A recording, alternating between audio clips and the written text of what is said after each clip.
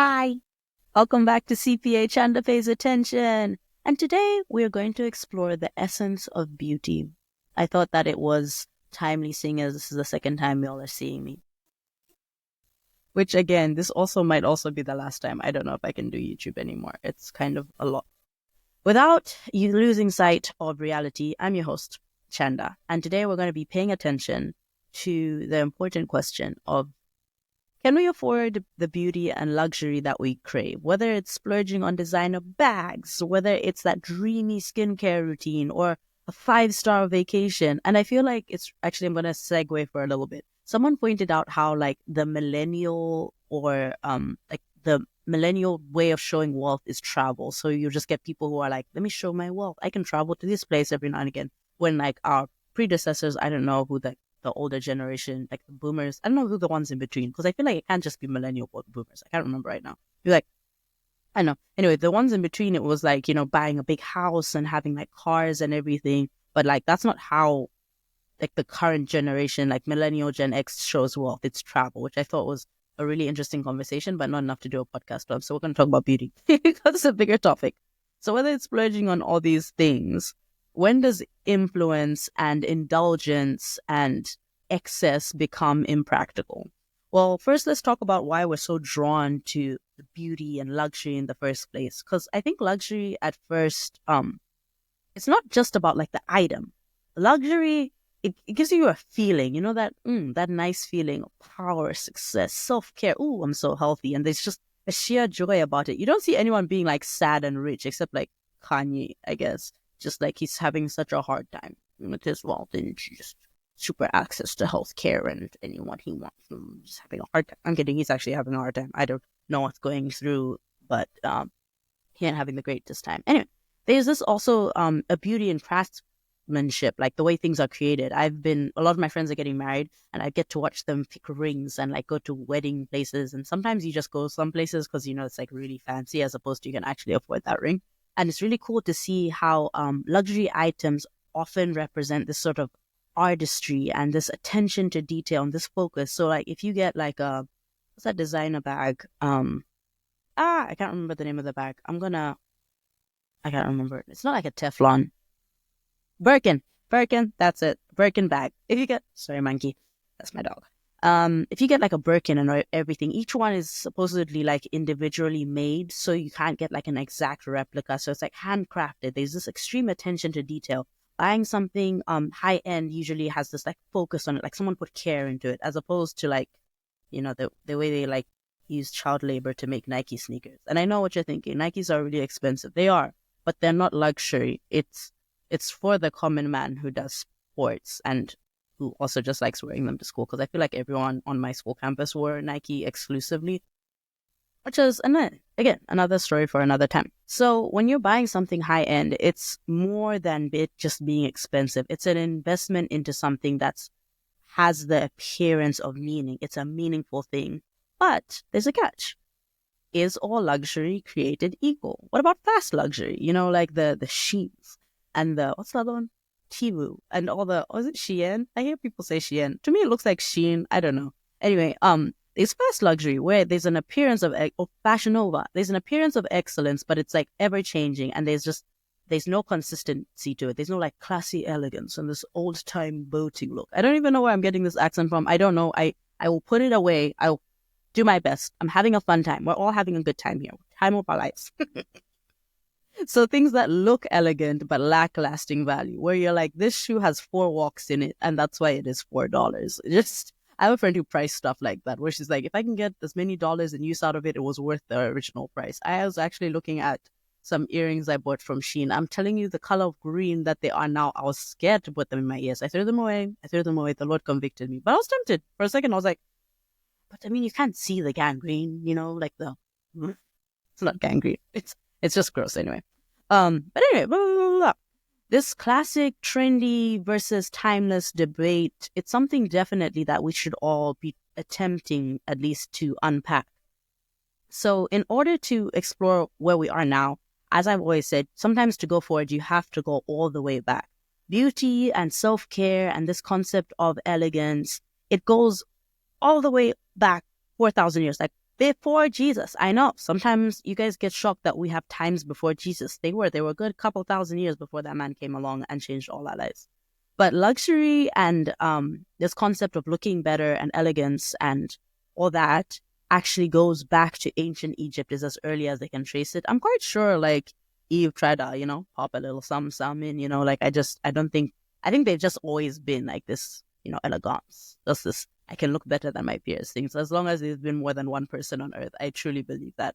Um, that's a fight for another time. But in ancient Egypt, where beauty began, I think that they recently found a lipstick actually that was dated like at least 4,000 years old. And then when they look at papyrus images, some of them, it looks like they're holding mirrors sort of things and a lipstick with a paintbrush thing. So people have been using makeup and stuff to enhance their beauty for years. But in ancient Egypt, it wasn't just this concept of like looking prepared to attend my business meeting or I'm trying to be a go-getter with my looks.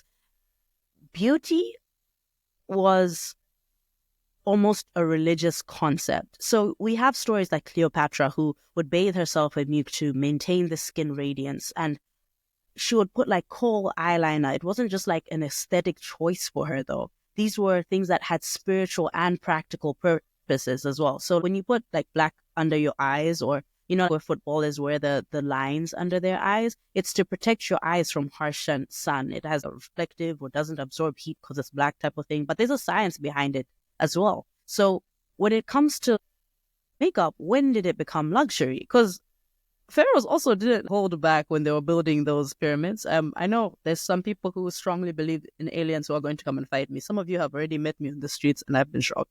But they would also have these gold epitaphs and they would have crowns and, wear excessive jewelry and all this stuff.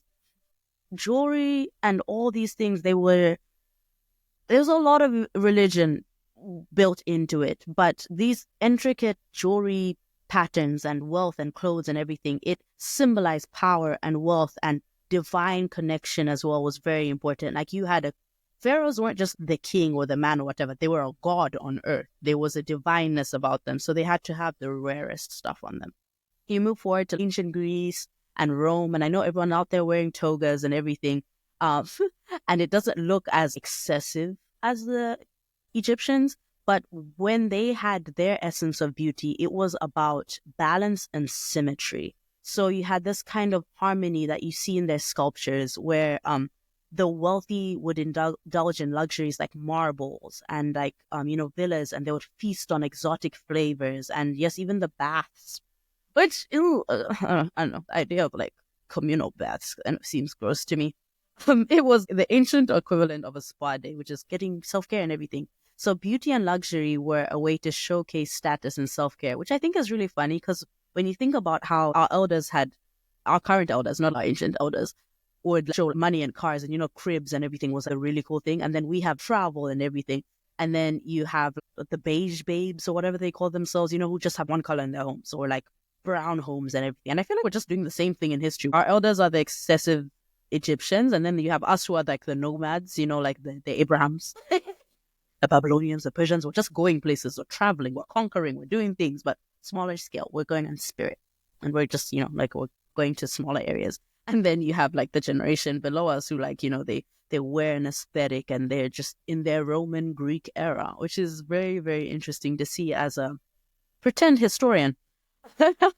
We fast forward again to the age of Renaissance. The definition of beauty shifts once again, where pale skin becomes the symbol of wealth, not because of a divine connection or a practical connection or this sense of conquering or this sense of balance, but because of almost the practical rude statement of, I'm not outside, so I shouldn't look like I'm being outside, which is hilarious today because everyone wants to be outside. No, they didn't want to be outside. You wanted to be as pale as possible and almost delicate. I think like even people who had freckles during, I don't know, old England times, whatever, like some of the court pictures have them with like black masks over their faces, not because like they were deep into like racism, which they low-key were, but like it was because people with that freckles knew that they would get worse freckles if they were in the sun, so they would wear masks to cover them up. And sometimes if you go to like Renaissance events, which I kind of always wanted to go to, so if anyone wants to go with me, like hit me up after this. But when you go to Renaissance events today, some people wear like the black things over their face, and sometimes you look at them like, oh my gosh, are they being like like not okay. Like, should we call HR? No, they're just following what people actually were at the times, which is kind of crazy. There was this essence of delicateness, and that's what it was to be rich. You were delicate. You shouldn't be found outside. You were kind of like weak and frail, and I just could never. Oh, I could never be caught doing that. No, I couldn't. See that? I'm back with my accents. But at this time, um, after the like Renaissance era, like you have this like I guess like even Michelangelo and them at the time, they had this highlighting of like a refined taste. There was this essence of, even though like I'm pale and weak and everything, I'm above it. I couldn't wear that much gold. Like I just couldn't, Margaret. I couldn't. Going to stop. I'm so sorry. Okay, so um at the time, you just like you own great things and you have great things, and some things are just about you. There's a certain class behavior, there's a way you behave. That's where the Renaissance era is. We push forward to like the Industrial Revolution, and all of a sudden everything becomes mass produced. The revolution is around beauty and luxury takes a whole new dimension, because all of a sudden we create the middle class. Because before it was just like filthy rich or you were poor. There wasn't this like middle where you just owned a small 10-acre farm for ages. No, you were either you owned all the land or you worked on the land. There was like a very, very like almost minuscule wealth gap, I guess.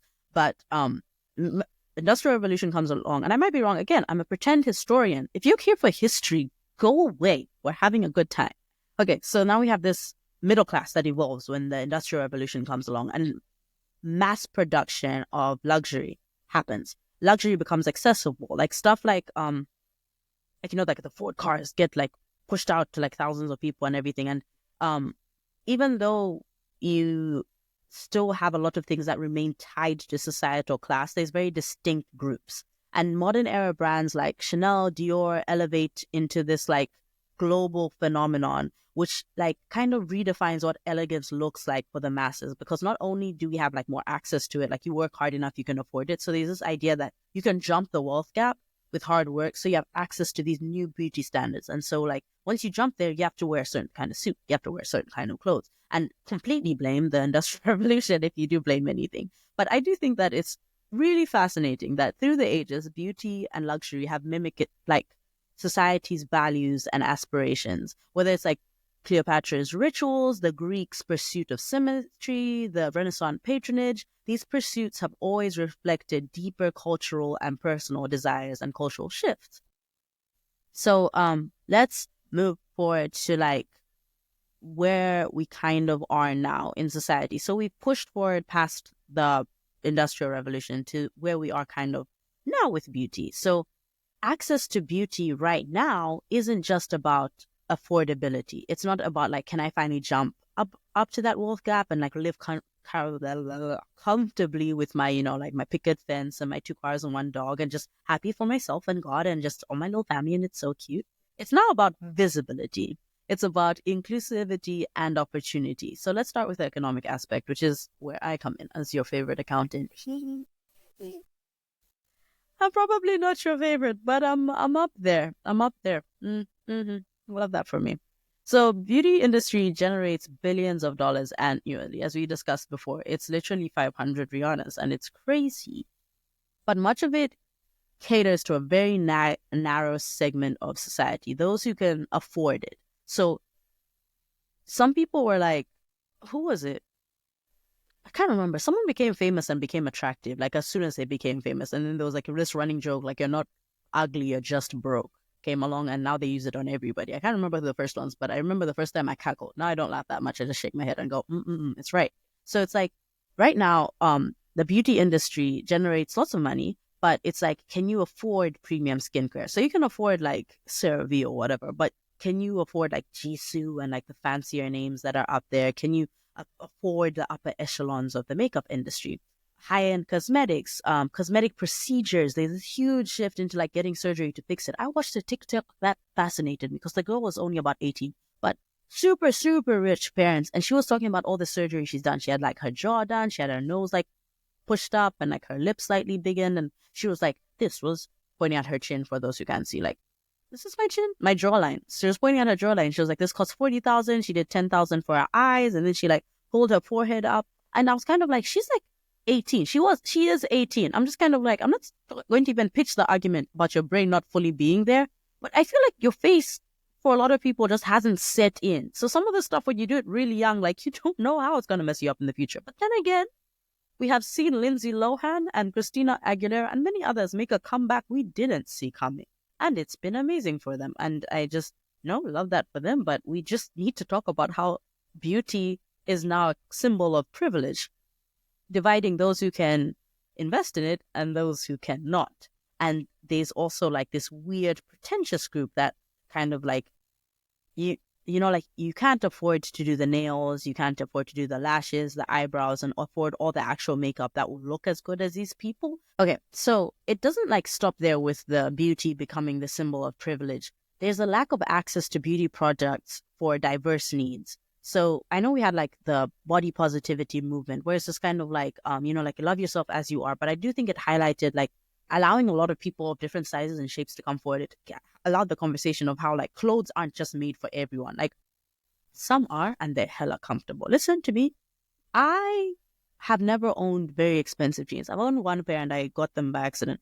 But I've owned Walmart jeans for a very long time. And I'm telling you, they just don't die. Like it'll be years and years and years before that final like thigh rip happens. Yes, thick thighs, they don't nice. But Walmart jeans, Walmart and Levi's, let me just tell you, there's a competition there that no one talks about.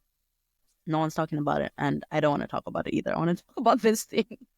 Beauty products like makeup that doesn't cater to diverse brands. I have a friend who's, I hope she's famous by the time people of reason are listening to this, but I think Instagram, YouTube page is like Pummy Travels or like traveling to, I'll put it somewhere. I'll attach it to something. Anyway, Pummy's great friend. She does like beauty reviews and everything. And one day she hooked me up with like her excess colors because like she was like, oh, these skin tones like maybe you could try some of them and maybe you'll like them, whatever. And I'm like, oh, I love free things. I love them so much. So I take them home and I try a few, and it was just like these shades where I don't know what gray brown person is catered to, but I look like a moldy wall when I put it. I feel like I'm not a mocha. I'm a cappuccino caramel. I don't know what I have going on, and sometimes I change in summer. But I liked it because of like the SPF quality on them. I was just kind of like, this is a quality product, but I don't know what shade this is. It was a Korean product, so I'm like, fair. Maybe there's just not a lot of Black people there, but there is something to say about how it's not for all the skin tones or all the hair textures or all the body types. Beauty has always been forefront in marginalizing communities. Like I know we complain about like the workforce and everything, but I promise you, beauty has had no soul for a very long time and no care about DEI. They only DEI when money starts going down. And even then, it's kind of like, that's who is wearing purple lipstick? We start asking ourselves these questions. Anyway, this exclusion of certain groups of people who are like majority groups, they're not small groups of people. They're not like just 5 Black people on the planet or 5 people of tanned, or even like extremely light-skinned people struggle with this as well. This exclusion reinforces the erasure of diverse beauty standards in favor of like singular Eurocentric ideal. Must be something that we have to talk about, because it's not like we don't know what's happening. We've known since the Renaissance era. We've known since they've been like, oh, like I'm light skinned because I don't work outside, and all of a sudden you like conquer the whole world and you're like, oh, there's a lot of like darker skinned people. Like you must be outside a lot or not human, which was another argument they made that honestly it didn't help the Christian movement. No, it didn't, because none of this stuff was found in the Bible. Actually, Moses' wife was dark skinned and people were cursed for mocking her. So I don't know where they got this idea of darkest people being beneath them. But anyway, because of this Eurocentric idea of this perfect skin tone that not even all Europeans get locked into, you get a lot of people who get, you feel like you're not one of the group because like there's nothing for you in the sphere of like, I've reached upper echelons. There's no place for me here. There's no clothes that fit me. There's no clothes catered for me. There's no looks catered for me. And it's just a constant argument of were we meant to be in this class? When we talk about beauty, there's also a societal implication. This access to beauty can influence job opportunities, social acceptance, and even self-esteem. So there's research that shows that people who align with conventional beauty standards are almost always like perceived as more competent or likable, leading to greater career or social advantages. I'm going to say, I know the phenomenon is called beauty privilege or pretty privilege, and it like creates systematic inequities that ripple through society. But I'm going to say that I feel like I have benefited from pretty privilege. I'm not saying I'm pretty. You are by treating me this way. I said what I said. I'm so sorry. I'm in the silliest mood. Um, I think sometimes when you like dress better or you like bring like more to the table of like conventional beauty, because there's some things I look fine in that just aren't for the office. Like I feel like I can rock a crop top and like, shorty shorts, but they're just not for the office. They're not for many places, to be honest. Um, but I think that sometimes when you appear a certain way, like people just approach you differently. Sometimes the easiest compliment to give another female is like, hey, you look so pretty. So like you'll go to events and that's an easy talking point because people just approach you. I have RBF sometimes because I look like this when I listen. You can't see me. And if you can't see me, that means you have to go to YouTube and watch my face. But I think there is an essence of like, like small one, people are attracted to you because I'm not saying like you should, but there is like stuff that's ingrained in us that we're taught to like be drawn to. I think people who like come to places like smelly and gross and just like, ooh, just they didn't even try. Like there is something in you that's kind of repulsed by the concept and the idea. And we're not in olden day France where everything was really smelly all the time and you had to like douse yourself with perfume to be like smell normal. We're like in a modern age where like the air is kind of dirty and gross, but you can smell other people or you can see things where it's just like you didn't brush your teeth for several weeks. Sorry, I was suddenly checking my teeth. My teeth are bad. But yeah, I think there is like an exclusivity where some pretty people will get free drinks or you'll get catered to in certain ways. Haven't reached that level of upper echelons. I also don't go out like that, but I do think like some people just treat you nicer. I've been walking places with like heavy bags and people have like run to help me carry stuff, and you can call it like Southern hospitality, but I like it doesn't happen to everyone. I think there is something about that. I've attended meetings where someone's raised their voice a bit too much, and I've been like, oh, hell no. I felt like, I was so tough turning on my video screen and being like, I wish you would say it to my face. But it's like a taken aback of, oh, didn't realize you had like a gentle face. And then I'm just kind of like, I feel like you're being softer because you realize I look like a little girl, as opposed to like I think my profile pic at work I think it looks kind of hardcore, but everyone would disagree. And that's okay because a lot of me still listen anyway. And I'm fine with that. Anyway, back to the podcast. The ethical questions of beauty and privilege and beauty's effect on our society are really hard to ignore, and they shouldn't be ignored. Especially some of you, like a lot of you who listen to my podcast, are having kids, and some of them might be girls, and some of them might be boys. And everyone will be affected by this. There's no running away from it. There shouldn't be this acceptance or determinant of success based on how you look or how you're presented. How do we actually like challenge these societal norms and that affect us? Like how do we challenge industries and societal norms to like prioritize inclusivity and affordability rather than exclusivity and profit? Because sometimes they'll just sell you a trash product at a higher price. I once bought like a really expensive Revlon lipstick and it was like all the things and all the rage and it was just way above my price range. Okay, I won't lie, it was only like $12, but to be honest, that felt very expensive at the time. But I was kind of like, this is a terrible lipstick. Like, I was just kind of like, I bought stuff at an actual market, like Zambian actual market that was probably made in China, to be honest. That was like way better than this and lasted longer and had like, like better coverage. Like, I don't know why I'm putting 9 layers of this on my lips. Like, I think that we shouldn't do things to like make people feel other than and like out of the loophole. I think we should be trying to, first of all, we shouldn't even be focused on beauty. If I'm being horribly honest on you, you have bigger worries. I think you should be more focused on the environment, money, and just how you handle life in general, mental health. Read your Bible. Beauty shouldn't be your highest factor. There's so much more in life than this, but it does have real life implications. So I think if you're actively ignoring it, just kind of like, I'm so elevated about beauty, and I don't know why you have a British accent. Maybe we should try like a Texan accent. I'm so elevated above beauty that that was wrong, and I apologize. I didn't mean to do that. That was beneath all of us. I won't do that again. Even if you don't feel like you're affected by beauty and the standards of beauty, and you feel like you're not one with it and it's none of your business, it still affects the things around you. You might just be like, I don't care how I look. People should accept me the way I am. They won't. They won't. You show up to an office wearing all sorts. I saw a video where this girl shows up in like a teeny weeny skirt and like a low cut thing, and it was cute for outside. Outside, it was cute for outside, but it wasn't like work appropriate. And HR calls her in, and she's recording all this, which I think is illegal. But anyway, she's recording all this, and HR is basically like, "Hey, what you're wearing isn't work appropriate. Can you like wear something else?" And she wears something worse the next time. And then HR calls again, like, hey, we told you once. And she's like, but I'm wearing a blazer. And then they're like, yeah, but I mean, your yiddies are out and like, you're doing a lot. And she was doing a lot. Like, it was right under us, to be honest. But someone pointed out that you're being paid to be there. You asked to be there. You're being paid to be there. You're in their building. You should be able to follow their rules. This isn't one of those moments to stand up for your rights and everything. Because, like, if you're working in McDonald's and they gave you a uniform, you're not coming in your own clothes. Like, you should accept me the way I am. No. It's a job. You've come here to do a job. Even if their excuses are like it makes people uncomfortable, blah, blah, blah, blah, blah, blah. Consider it just a safety uniform and just wear something that makes sense. I've had moments where I've seen people wear questionable things to work. I've worn questionable things to work. I've worn something where I'm like, it still fits. And by God, it did not. It should have stayed at home.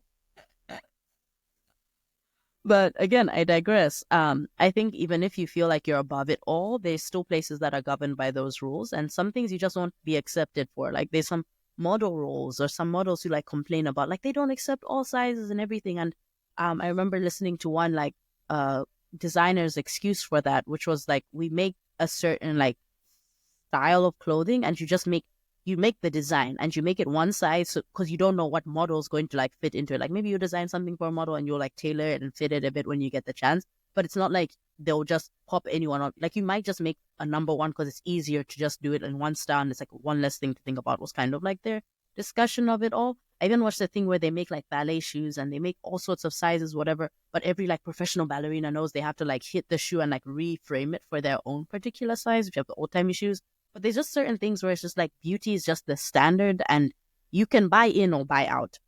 But that's not my argument. My argument is like, I don't think that beauty should emphasize exclusivity. I like that concept of like beauty being about like health and well-care and health and welfare. Is that a thing? Welfare? Wellness? Health and wellness. That's the one. And you should just be able to just like, you put makeup on because it makes you happy. That's mental health. And then it's like you put it on because it's good for your skin. Like, you know, sunscreen and like tinted makeup, like the zinc tint, whatever, is actually really good for you because it protects your skin from the sun. The sun is getting worse and worse out here, where we all should be wearing sunscreen. There's not any amount of darkness where you're exempt from sunscreen. Please, my brother, my sister, put on sunscreen. Anyway, I think there's progress being made because a lot of like makeup brands and beauty brands and all that stuff have really bought into this concept of like everyone should be included. And there's a lot of movements that are allowing like brands to expand their range and offer accessible pricing and different things that are pushing us in the right direction. But real change does need to happen. And we need to shift societal mindsets to embrace beauty in all diverse forms and not just like luxury for the few, but as an opportunity for everyone to express themselves authentically. I think you should be able to express yourself. I think it's cool when people do that, when people like wear like the alien makeup and all that stuff and like in public and just do their own thing. I love it. I actually love it. But I do think that we need to discuss the perception of beauty and luxury and how it like intersects with economic privilege. I think take time in your own free time to have the discussion about how like, you know, people buy like LV bags and all that stuff, but that's like a real sign that you're middle class. If you are actually rich, you wear like the plain shirts with no brands. And then I think Mark Zuckerberg gave like a funny little speech where he was wearing like all black with his like curly perm and his like, I don't know, was he wearing a chain? I think he was wearing a chain. Correct me if I'm wrong. But his watch on his wrist was like $50,000 or something, where I'm just kind of like, it's like, when you're actually rich, you'll do accidental things of wealth. You're just trying to appear normal, and then someone will like do a zoom in and be like, yes, earrings that can buy a house. That's crazy. You know, like that's like real wealth. That's big boy money. And then of course you have Jeff Bezos buying boats. Wild. That's super villain behavior, if you ask me. Anyway, I think we should sit and really just reflect on your own relationship with beauty and luxury items and discuss the conversation of can I afford it versus like should I buy it, and also like what does this say and who am I trying to say it to? Like I like makeup because it helps me prepare, and that process of getting prepared helps me feel ready and I can tackle the days better. And I also like just appearing certain ways, and it's probably conditioning, but I enjoy it. It makes me happy. Some people it's actual torture for them. I don't like being caught lacking. That's just me alone. It's not for everyone. But those are things that make me happy.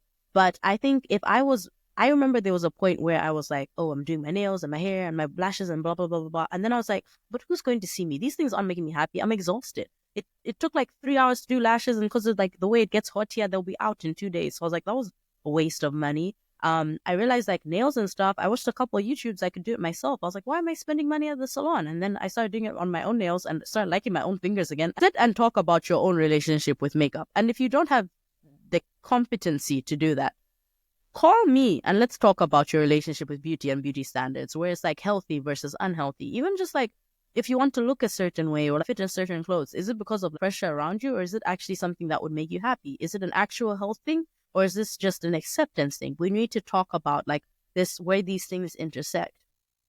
I also think that you should share your own thoughts on social media and like share your stories, because I think there's a power in a testimony of where you stand with makeup. And I know a lot of you guys don't actually use social media, which drives me nuts because I can't share memes with y'all, like the people I engage with.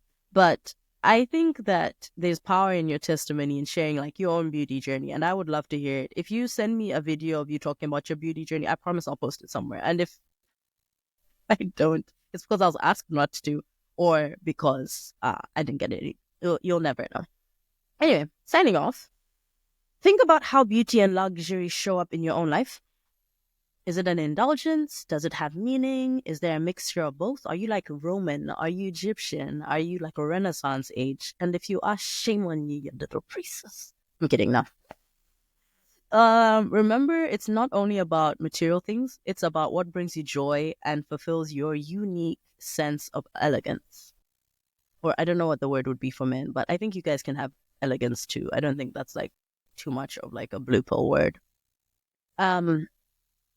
Think about whether you are going all in on that splurge-worthy item or just like keeping it simple and meaningful.